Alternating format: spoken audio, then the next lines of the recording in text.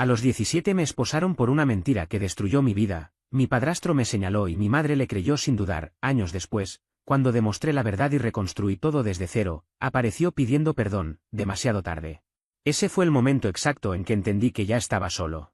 Hoy tengo 21 años, soy hombre, y después de todo lo que viví, logré demostrar que ella estaba equivocada.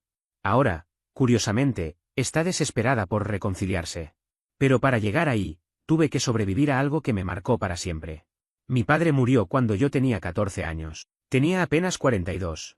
No hubo una despedida dramática en un hospital ni palabras finales. Simplemente se desplomó en su escritorio, como si alguien le hubiera quitado la energía de golpe. Ese día volví de la escuela con mi mochila colgando de un hombro y vi el coche patrulla estacionado frente a la casa. No hace falta que un policía te diga nada, se nota en su cara cuando tu vida está a punto de romperse. Mi madre se derrumbó en el césped delantero, gritando, mientras los vecinos observaban en silencio. Yo me quedé ahí, paralizado, con el libro de álgebra en la mano, pensando que ese era el momento en que todo se terminaba. Y no me equivoqué. Después de la muerte de mi padre, mi madre se perdió por completo. La primera semana no salió de la cama, salvo para ir al baño. La segunda, lloraba durante horas encerrada mientras yo me arreglaba para la escuela usando el fregadero de la cocina. Para la tercera semana, llegué a casa y encontré pastillas recetadas esparcidas por todos lados y a ella mirando el vídeo de su boda en repetición, completamente desconectada de la realidad. Es martes por la mañana, le dije una vez. No puedes decirme qué hacer. Tú no perdiste el amor de tu vida, yo sí perdí a mi padre. Al segundo mes, dejó de fingir. Botellas vacías de medicamentos se alineaban sobre la encimera como trofeos. Se quedaba inconsciente en el sofá y yo la cubría con una manta para que no se congelara. La casa empezó a caerse a pedazos. Facturas sin pagar, avisos con sellos rojos, la electricidad cortada más de una vez. En el refrigerador solo había condimentos y restos de comida olvidada. Empecé a sacar billetes de 20 del bolso de mi madre para comprar ramen y pizzas congeladas. Nunca se dio cuenta. El seguro de vida de mi padre pagó $150.000. En apenas 4 meses, mi madre gastó $30.000 en muebles que no necesitábamos, compras en línea que no recordaba haber hecho y préstamos a su hermana inútil, que desapareció apenas cobró el dinero. Para cuando yo tenía 15 años, estábamos peor que antes de que mi padre muriera. Una noche, a las 2 de la madrugada, entró tambaleándose a mi habitación y soltó la bomba. Estaba embarazada. 4 meses. El hijo de mi padre. No se había dado cuenta porque llevaba meses drogándose y no notó que había perdido 4 periodos seguidos. Me lo dijo como si fuera un problema que yo tenía que resolver. Con el rímel corrido, apenas podía mantenerse en pie. ¿Vas a dejar las pastillas?, le pregunté. No respondió. Simplemente se dio la vuelta y volvió a su cuarto. No dejó nada. Intenté de todo. Tiré pastillas al inodoro, escondí las llaves, le supliqué que pensara en el bebé. Siempre encontraba la forma de conseguir más. Yo tenía 14 años y estaba viendo cómo mi madre destruía lentamente a mi hermana antes incluso de que naciera. Mi hermana Elle nació 2 meses antes de tiempo, en el Hospital General del Condado. Recibí la llamada en plena clase, falsifiqué una nota y tomé 2 autobuses para llegar. Mi madre gritaba a las enfermeras, armando un escándalo, negándose a cooperar. Elle nació diminuta, apenas 4 libras, azul por la falta de oxígeno. El equipo de neonatología se la llevó de inmediato. Yo observaba desde la ventana mientras la conectaban a máquinas para ayudarla a respirar. Un médico me llamó aparte. Su madre consumió sustancias durante el embarazo. Su hija tiene trastorno del espectro alcohólico fetal. Dicho en palabras simples, el cerebro de ella había sufrido daño antes de nacer. Retrasos de aprendizaje, problemas motores, conductuales, años de terapia por delante. Nadie podía decirme qué tan grave sería. Miré a mi madre inconsciente en la cama del hospital y a mi hermana luchando por respirar en una incubadora. Tenía 14 años, y supe en ese instante que yo iba a criar a esa niña. Ella pasó 6 semanas en la unidad neonatal. Yo iba todos los días después de la escuela. Me sentaba junto a la incubadora, hacía tareas, le hablaba a través del plástico. Las enfermeras empezaron a enseñarme cómo alimentarla, cambiarla, reconocer señales de alarma. ¿Dónde está tu madre?, preguntaban. Trabajando, mentía. Mi madre apareció tal vez 4 veces en 6 semanas. Siempre con resaca. Siempre se iba rápido. Nadie decía nada. Cuando ella por fin fue dada de alta, el pediatra le entregó a mi madre folletos sobre terapias y especialistas. Ella los tiró a la basura en el estacionamiento. Así que sí, a los 14 años me convertí en padre. Hice las tomas nocturnas, cambié pañales, Aprendí a preparar fórmula viendo vídeos a las 3 de la mañana mientras ella lloraba sin parar por los cólicos. Caminaba por la casa cantándole canciones absurdas que apenas recordaba. Falsifiqué firmas en permisos escolares y formularios médicos. Aprendí a cocinar lo básico para sobrevivir con $30 a la semana. Llevaba a ella al pediatra en autobús. 40 minutos por trayecto con un bebé llorando. Nadie cuestionaba nada. O tal vez sí, pero el sistema está tan saturado que una familia más no importa. En la escuela yo solo era el chico callado. Nadie sabía que mantenía una casa y criaba a una bebé. Llegaba con ojeras, oliendo a leche, y cuando los profesores preguntaban si estaba bien, solo decía que estaba cansado. Decir la verdad me habría mandado directo al sistema de acogida. A los 15 años, mi madre empezó a llevar a casa a su nuevo novio, Gareth. El típico perdedor de manual, gorra hacia atrás, tatuajes baratos, camisetas llamativas, barba ridícula. Desde el principio me dio mala espina. Y el tiempo me dio la razón. Desde el primer día, su presencia me generó rechazo. No fue algo racional ni inmediato, fue una sensación persistente, como una alarma interna que no dejaba de sonar. Gareth parecía sacado de una vieja academia de artes marciales de principios de los 2000, ropa pasada de moda, actitud de tipo duro y un discurso eterno sobre negocios que, según él, estaban a punto de despegar. Tenía 35 años, no tenía empleo estable y hablaba de proyectos millonarios mientras evitaba cualquier responsabilidad real. Lo único que sí crecía de forma constante eran las deudas por pensión alimenticia de 2 hijos a los que nunca veía. Se instaló en la casa apenas 3 semanas después de empezar a salir con mi madre. No hubo conversación, ni aviso, ni acuerdo. Una tarde simplemente llegó con varias bolsas de basura llenas de ropa, una Xbox vieja y una colección interminable de bebidas energéticas. Ocupó el sofá del salón como si siempre hubiera sido suyo. Desde ese momento, el espacio dejó de sentirse como hogar. Al principio intentó representar el papel de padrastro simpático. Me ofrecía bebidas cuando mi madre no estaba cerca, intentaba hablar de fútbol, me llamaba campeón o pequeño. Yo mantenía distancia. Algo en su forma de observar a los demás me incomodaba profundamente. Sonreía, pero sus ojos no acompañaban esa sonrisa. Observaba a la gente cuando creía que nadie lo veía. Mi instinto no se equivocaba, había algo oscuro en él. 6 meses después, mi madre se casó con él. No hubo anuncio previo. Me enteré cuando llegó a casa con un anillo nuevo y un apellido distinto. Me envió una foto por mensaje, los dos posando frente a una capilla kitsch en Las Vegas. Estaba convencida de que Gareth sería nuestro salvador, que se convertiría en el hombre responsable que mi padre había sido, que enderezaría su vida y se haría cargo de la familia. Esa ilusión duró muy poco. Consiguió trabajo en un almacén de distribución cargando camiones. Para el tercer día ya iba bajo los efectos de sustancias. Lo escuché presumir con mi madre de que necesitaba calmar los nervios antes de trabajar. A la semana siguiente discutió a gritos con su supervisor porque le pidió que hiciera su trabajo. Lo despidieron antes de terminar la segunda semana. Llegué a casa y lo encontré en el sofá, carta de despido en mano, fingiendo que no le importaba. Decía que la empresa estaba en su contra, que el ambiente laboral era tóxico. Nunca presentó ninguna queja formal. Nunca buscó otro empleo. Desde entonces, su rutina fue inexistente. Pasaba los días jugando videojuegos hasta la madrugada, gritándole a un auricular, tomando las pastillas de mi madre directamente del frasco y comiéndose la comida que yo compraba con mi salario de Walmart. Yo compraba provisiones para una semana y desaparecían en 3 días. Dejaba platos sucios por toda la casa, como el peor compañero de piso imaginable. Cuando volvía de la escuela y del trabajo, lo encontraba exactamente en el mismo lugar, con la misma ropa sucia de días anteriores, rodeado de latas vacías y cajas de pizza. Ella solía estar en su corralito, con el pañal lleno, llorando. Él la ignoraba por completo. «Necesita que la cambien», le decía. «Estoy en medio de una partida». «Hazlo tú», respondía. Además, no es mi hija. Pero cuando se trataba de imponer autoridad, actuaba como si fuera el dueño de todo. Ahí comenzaron las agresiones físicas. Una noche llegué tarde de mi turno. Tenía 16 años y trabajaba entre 25 y 30 horas semanales. Empezó a gritarme por la basura. La había olvidado porque esa mañana ella tenía fiebre. Le dije que la sacaría por la mañana, que acababa de llegar. En segundos se levantó del sofá, me agarró de la camiseta y me estampó contra la pared con tanta fuerza que tiró un cuadro al suelo. Se acercó a mi cara, su aliento olía a cigarrillos baratos y bebidas energéticas. «Cuando te digo que hagas algo, lo haces. Vives bajo mi techo». Ese no era su techo. Pero no respondí. Quise golpearlo, de verdad. Tenía el puño cerrado, listo. Pero ella dormía en la habitación contigua. No podía arriesgarme a que me echaran. Ella no tenía a nadie más. Así que tragué saliva y saqué la basura a las 11 de la noche, hirviendo de rabia. Mi madre vio todo. Vio cómo me empujó, escuchó las amenazas. No dijo nada. Caminó hacia su habitación con su frasco de pastillas. Más tarde intenté hablar con ella. Mamá, me agredió. Seguro hiciste algo para provocarlo. Yo hago todo aquí.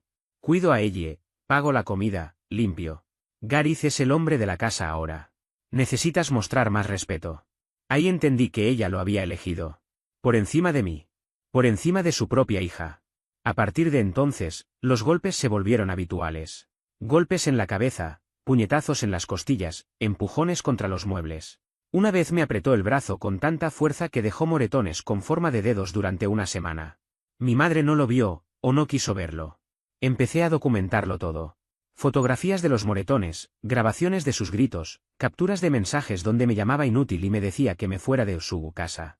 No sabía cuándo los necesitaría, pero sabía que algún día lo haría. Lo peor fue notar que ella empezaba a darse cuenta. Se encogía cuando Gareth levantaba la voz. Me llamaba Babe porque lo había oído decirle Babe a mi madre. Se aferraba a mí cuando él estaba cerca. Incluso siendo tan pequeña, sabía que algo no estaba bien. Cuando ella cumplió 2 años, su comportamiento cambió. Al principio pensé que intentaba ser un buen padrastro, cargarla, leerle cuentos, ofrecerse para ayudar con el baño o la hora de dormir. Pero empecé a ver patrones. Solo ayudaba cuando podía quedarse a solas con ella. Si yo estaba en casa, la ignoraba. Si me iba a trabajar o a estudiar, de pronto era el padre ejemplar. Entraba en su habitación después de acostarla y se quedaba 10 o 15 minutos. Decía que solo estaba revisando que durmiera, pero yo escuchaba movimientos, la cama crujiendo, como si alguien se sentara en ella. Empezó a hacer comentarios sobre su apariencia, diciendo que era bonita, que rompería corazones cuando creciera. Insistía en ayudarla a cambiarse de ropa. Una tarde entré sin avisar. Lo vi sosteniendo su ropa sucia contra su rostro. Volví a casa más temprano de lo habitual aquel día. En la escuela habían reducido la jornada por los exámenes finales, aunque para muchos eso significaba salir a celebrar, para mí solo era una excusa para volver antes y ocuparme de ella. Al abrir la puerta, me recibió un silencio espeso, incómodo. El tipo de silencio que no tranquiliza, sino que alerta. Lo primero que noté fue la ausencia del auto de mi madre. No estaba en la entrada ni en la calle. Sin embargo, el vehículo de Gareth seguía ahí, perfectamente estacionado, como si nada estuviera fuera de lugar. Esa contradicción hizo que se me tensaran los hombros de inmediato. Entré despacio, dejando las llaves sobre la mesa. El reloj del pasillo marcaba media tarde. No debería haber nadie más despierto. Entonces escuché un movimiento leve, casi imperceptible, proveniente del fondo de la casa. El sonido venía del cuarto de ella. Avancé por el pasillo con cuidado, intentando no hacer ruido. Cada paso se sentía pesado, como si mi cuerpo ya supiera algo que mi mente todavía no quería aceptar. Al llegar, vi que la puerta estaba entreabierta apenas unos centímetros. La empujé con suavidad y miré dentro. La escena se me quedó grabada para siempre.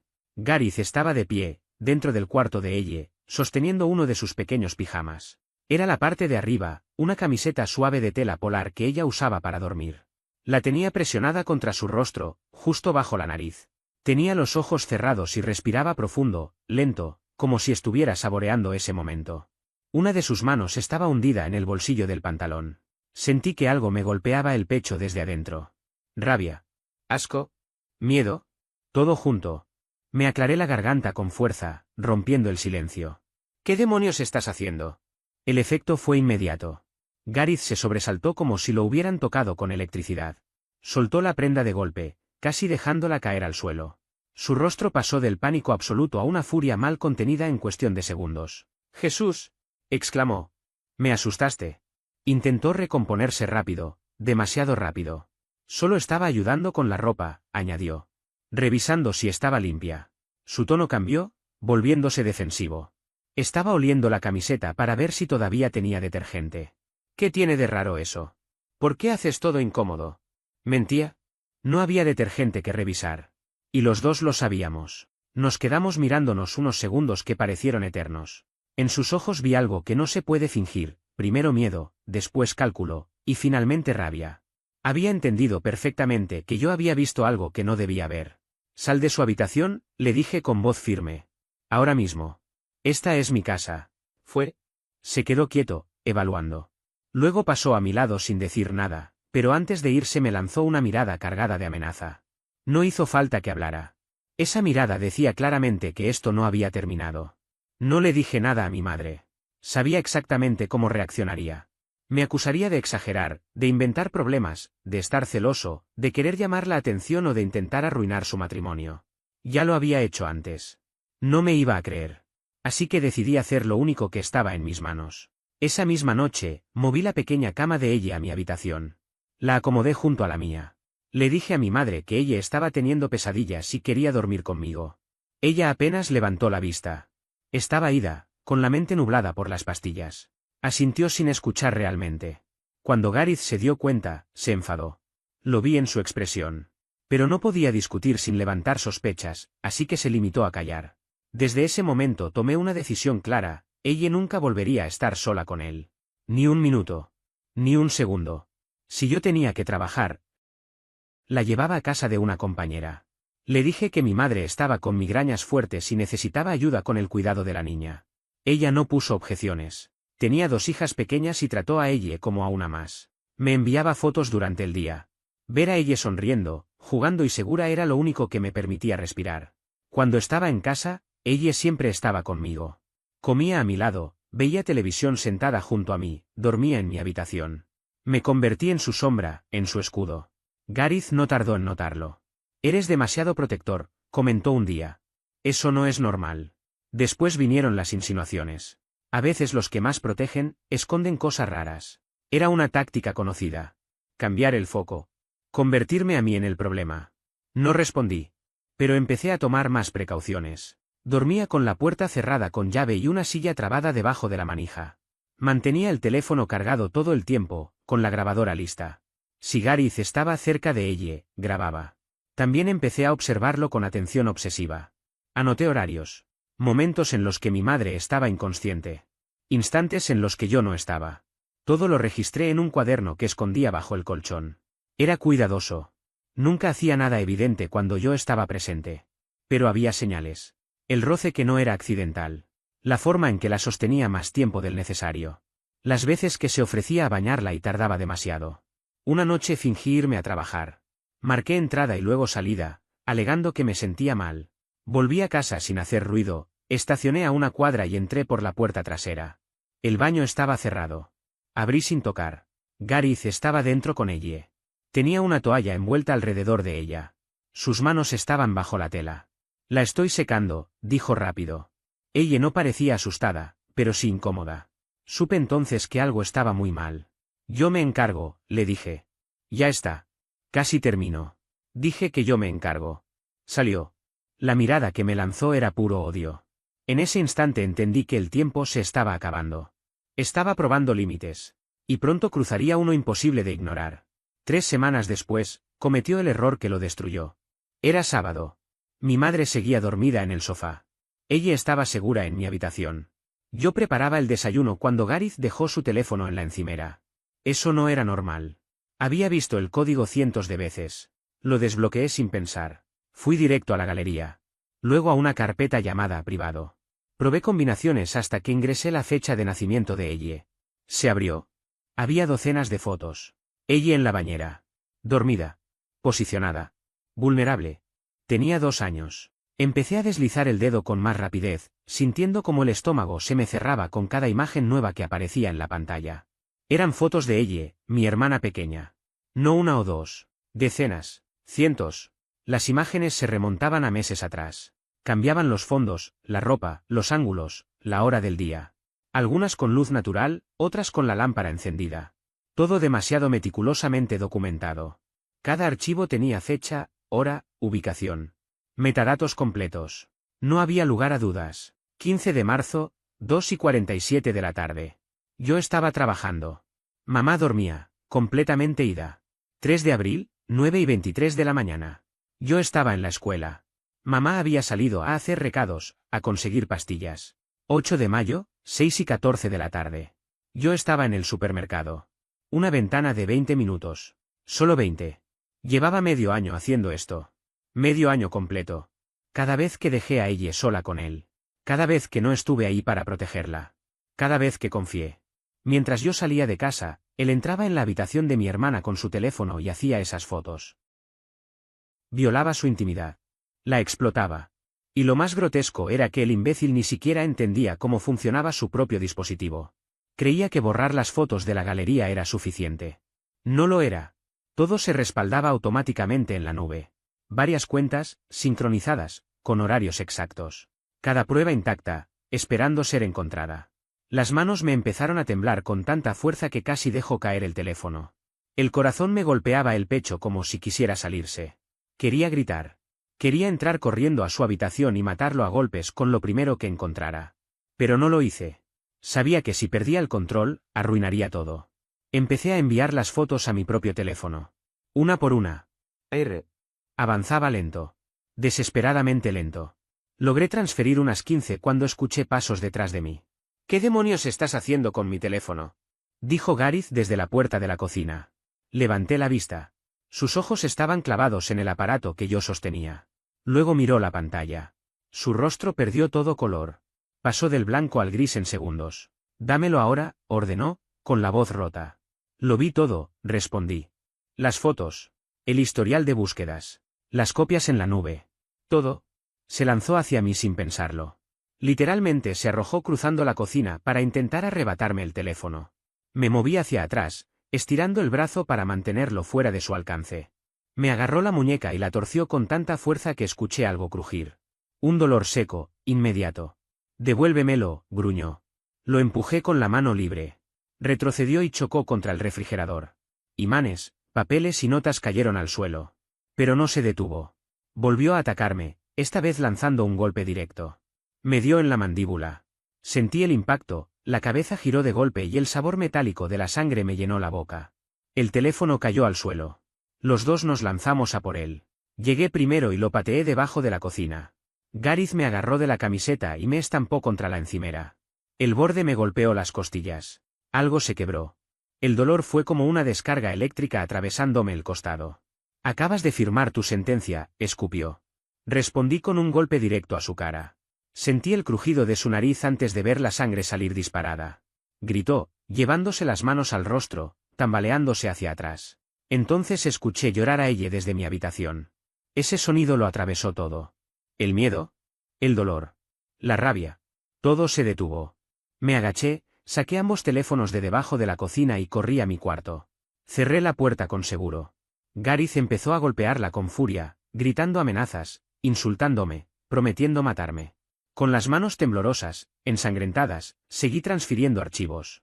Miraba la barra de progreso mientras él golpeaba la puerta con tanta fuerza que el marco empezó a agrietarse. Uno por uno. 48 fotos más. Cada sonido de confirmación parecía eterno. Luego abrí su historial de búsquedas. No voy a escribir lo que encontré ahí. Si alguna vez han leído sobre depredadores, saben exactamente de qué hablo. Términos específicos. Edades específicas. Foros y sitios que ni siquiera sabía que existían. Borraba el historial todos los días. Ese día no lo hizo. Tomé capturas de todo. Historial, almacenamiento en la nube, carpetas ocultas. Cada fragmento de evidencia. Después abrí sus mensajes.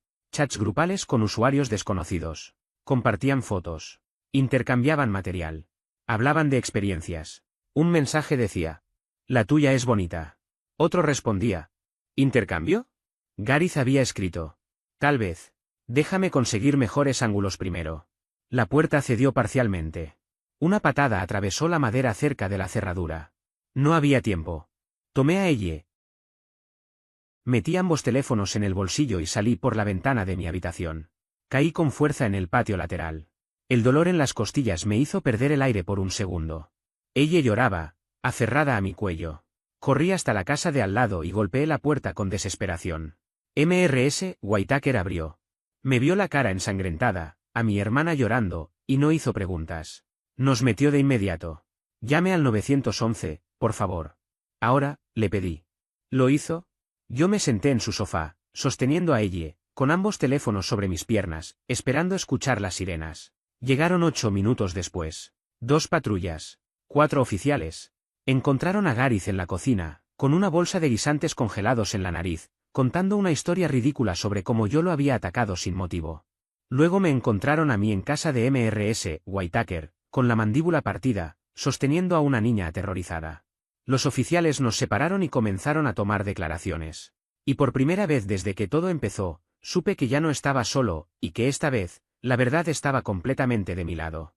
Desde el primer segundo supe que no podía perder el control, aunque todo dentro de mí estuviera a punto de romperse. Respiré hondo antes de sacar los teléfonos. Mis manos temblaban, pero me obligué a mantenerlas firmes. Coloqué ambos dispositivos sobre la mesa y empecé de la forma más clara posible, sin saltarme nada. Les mostré primero las imágenes que había enviado por AirDrop. Una por una. Sin dramatismo. Solo hechos. Señalé las marcas de tiempo, las fechas exactas, la información incrustada en cada archivo. Expliqué dónde estaba yo en cada uno de esos momentos. Abrí mi agenda laboral, mis registros de asistencia, correos electrónicos enviados desde el trabajo, comprobantes que demostraban que no estaba en casa cuando esas fotos fueron tomadas. Él me descubrió revisando su teléfono y me atacó, dije, señalando mi rostro hinchado, la mandíbula rígida, las marcas visibles. Por eso estoy así. Encontré fotos donde está abusando de mi hermana. Son 63 imágenes. Todas con fecha, hora y ubicación. No levanté la voz. No necesitaba hacerlo. Cada imagen hablaba sola. Observé cómo el rostro del oficial cambiaba lentamente. No fue una reacción inmediata, sino progresiva. Cada fotografía endurecía un poco más su expresión. Mandíbula apretada. Mirada fija. Silencio pesado. Pidieron refuerzos por radio. Solicitaron detectives. Mientras tanto, Gareth ya estaba actuando. Se movía con naturalidad, como alguien acostumbrado a manipular la percepción ajena. Se acercó a otros oficiales y empezó a contar su versión antes de que nadie se la pidiera.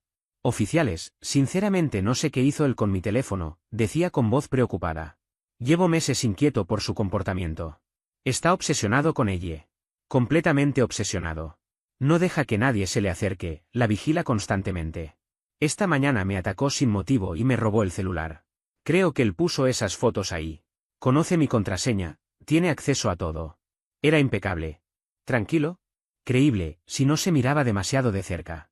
Uno de los policías se giró hacia mí. ¿Cómo accediste al teléfono de él? Memoricé su clave. ¿Entonces entraste a su dispositivo sin permiso? Sí, pero... ¿Y lo estás acusando basándote en fotos obtenidas de un teléfono al que accediste ilegalmente? Me interrumpió. Tendremos que verificar todo esto. Es una situación complicada. Antes de que pudiera responder, mi madre apareció.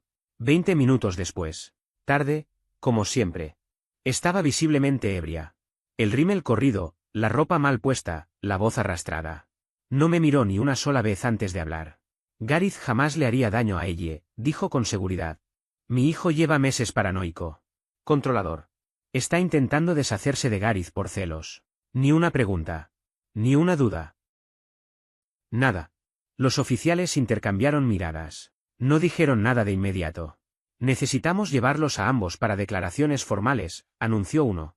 Hay acusaciones graves, agresión mutua y acceso ilegal a un dispositivo. Esto requiere intervención de detectives. Nos esposaron a los dos. Aclararon que no estábamos arrestados, solo detenidos para interrogatorio. Aún así, el sonido de las esposas cerrándose fue brutal.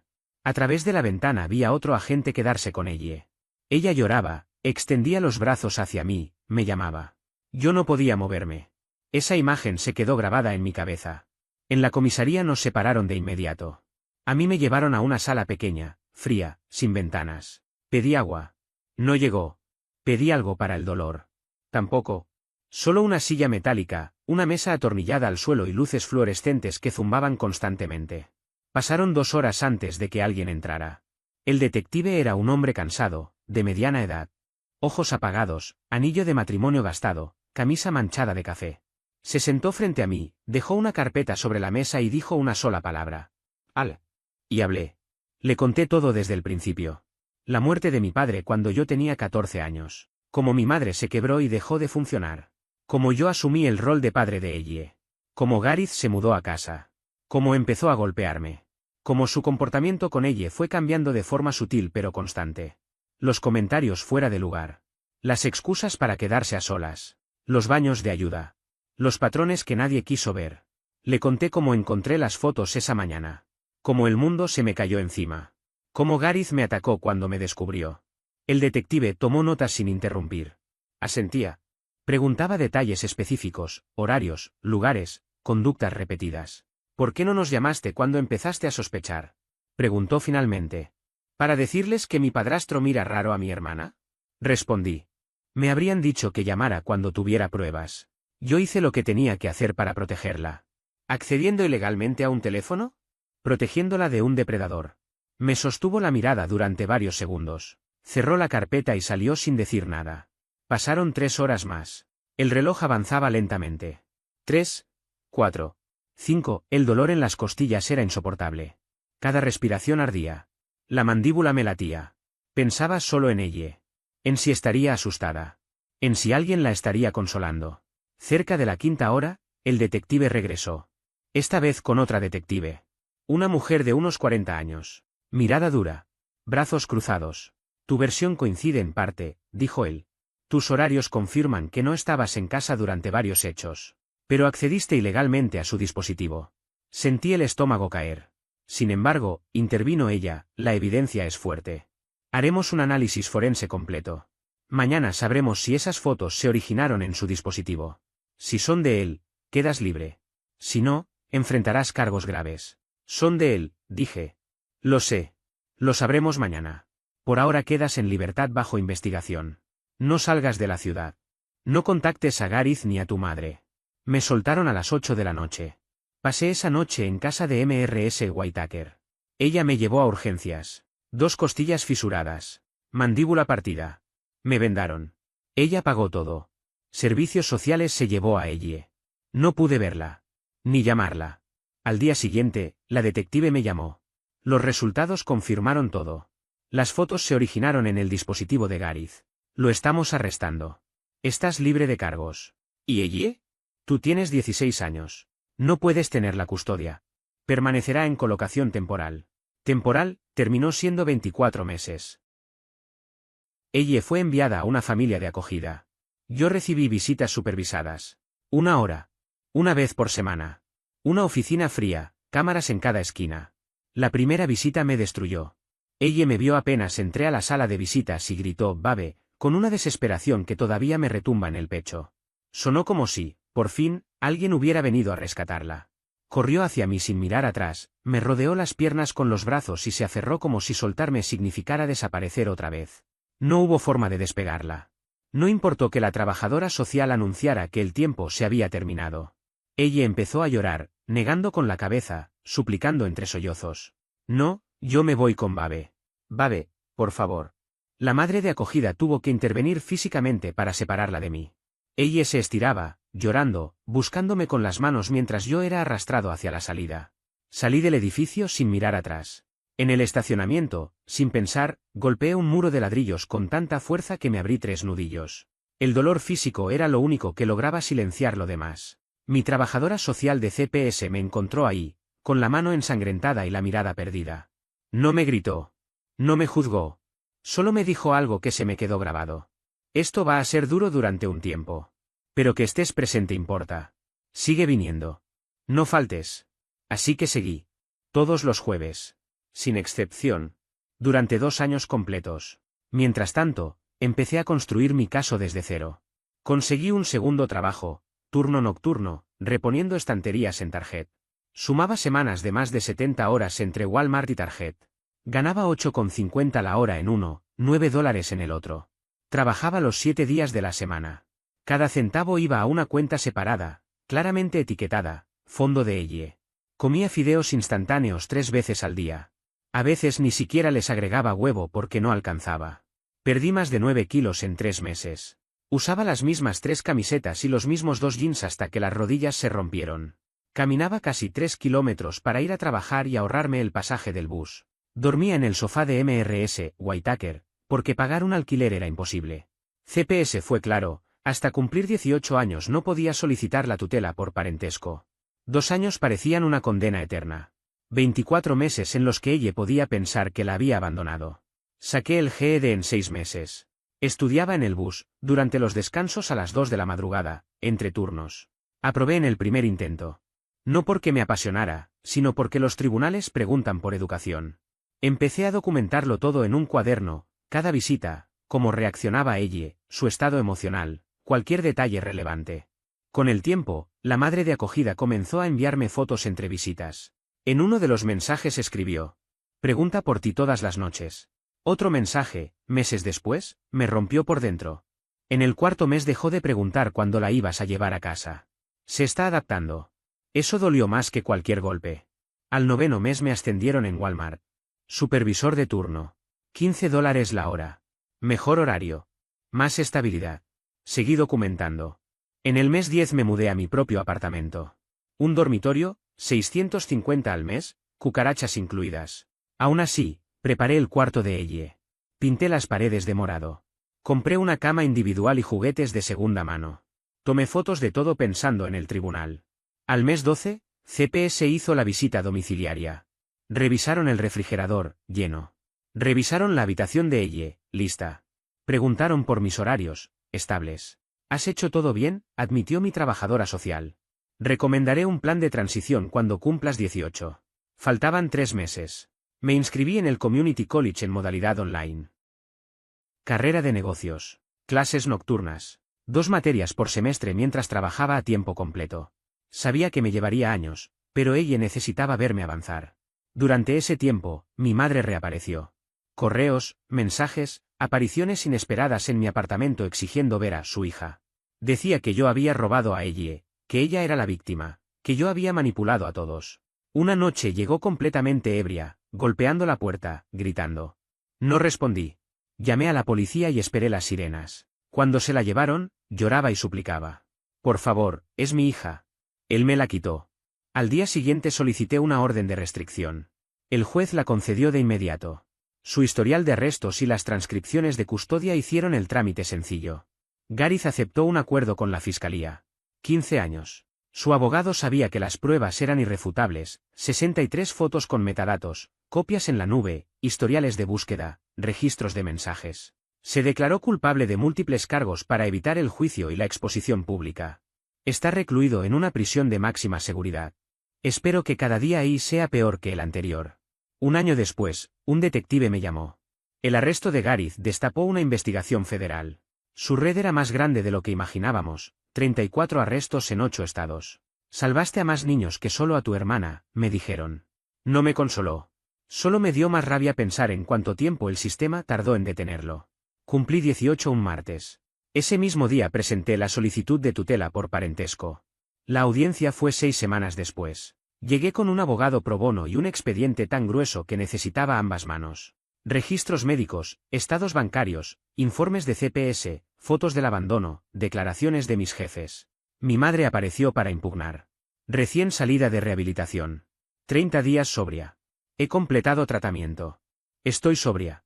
Quiero a mi hija de vuelta. Mi abogado respondió sin levantar la voz. Tuvo 2 años para hacerlo. Mientras tanto, su hijo reconstruyó su vida desde los 16. ¿Dónde estaba usted? La madre de acogida testificó. Dijo que ella estaba bien, pero que quería irse con su hermano. Habló de cómo se iluminaba durante las visitas, de cómo hablaba de Babe constantemente. El juez llamó a ella a su despacho. Solo ella, el juez y una defensora infantil. 20 minutos después regresaron. La menor fue Clara, dijo el juez. Quiere vivir con su hermano. Lo llama Babe y papá. Sobre su madre dijo, mamá está enferma. Sobre el hogar de acogida dijo, Miss Eleanor es buena, pero quiero a Babe. Palabras textuales de una niña de 4 años. Sentí que algo se rompía dentro de mí. Alivio. Solo alivio. El juez concedió custodia temporal con revisión a 6 meses. Mi madre perdió el control.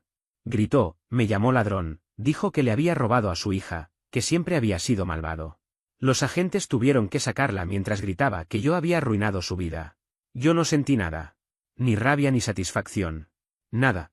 Era una desconocida. Alguien que había sido mi madre antes de elegir pastillas y depredadores sobre sus hijos. ¿Cuándo puedo llevarla a casa? Pregunté. En 3 días, respondieron. El papeleo necesita procesarse. Fueron los 3 días más largos de mi vida. Llevé a ella a casa un viernes por la tarde. Le mostré su cuarto morado, la cama con sábanas de Frozen, la caja de juguetes. Este es tu cuarto, ella. Tu cuarto para siempre. Nadie te va a llevar a ningún lado. Me miró con esos ojos enormes y dijo. Papá, promesa. Promesa, respondí. Me creyó. Los primeros 6 meses fueron un campo minado. Las noches se convirtieron en el peor enemigo, despertares bruscos, gritos ahogados, respiración acelerada. Más de una vez la encontré sentada en el suelo, frente a la puerta, convencida de que en cualquier momento yo iba a desaparecer. No importaba cuántas veces le explicara que estaba ahí, que no me iba. Su cuerpo reaccionaba antes que su razón. Aprendí a trabajar con ojeras permanentes, a dormir con un oído siempre alerta, a medir el tiempo no en horas sino en pequeñas victorias. Una noche sin llanto. Una mañana sin preguntas. Un día en el que salió al colegio sin aferrarse a mi mano. Tardó un año entero en dejar de levantarse para comprobar si seguía en casa. 2 años en dejar de preguntarme, con voz temblorosa, si algún día tendría que volver a irse. No fue rápido ni limpio. Fue lento, repetitivo, agotador. Pero fue real. Yo también cambié en ese proceso. Dejé de vivir esperando que algo saliera mal.